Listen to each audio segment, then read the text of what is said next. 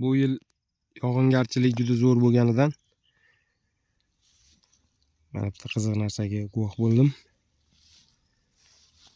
Mana shu shponka daraxti ko'chati bu yil mart oyini 24-sanasida ekilgan. Mana shu 2026-yil 24-mart sanasida ekilgan. Endi qarang. Bu yil ekilgan shponka bir dona hosil bergan. Qoy. Allohim bu yil suvini berdi-yu. Suvdan zo'r bo'ldi-yu bu yil. Shuni hisobidan bu yil ekilgan ko'chat rivojlanib, gullab, tugib va pishishga ulguribdi. Qoyil. Gap so'z bo'lish mumkin emas.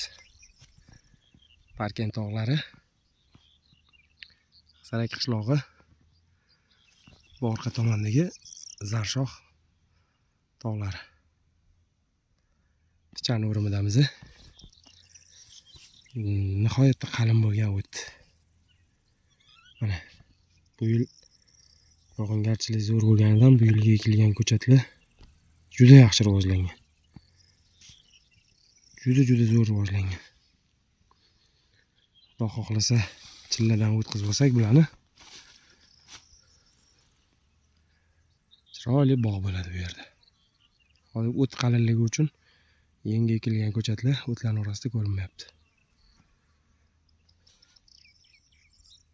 Yaxshi niyat bilan bog' qurmoqchimiz bu yerda. Shponka ko'chatlari, gilos, olboli, olcha gilos ko'chatlari ekilgan.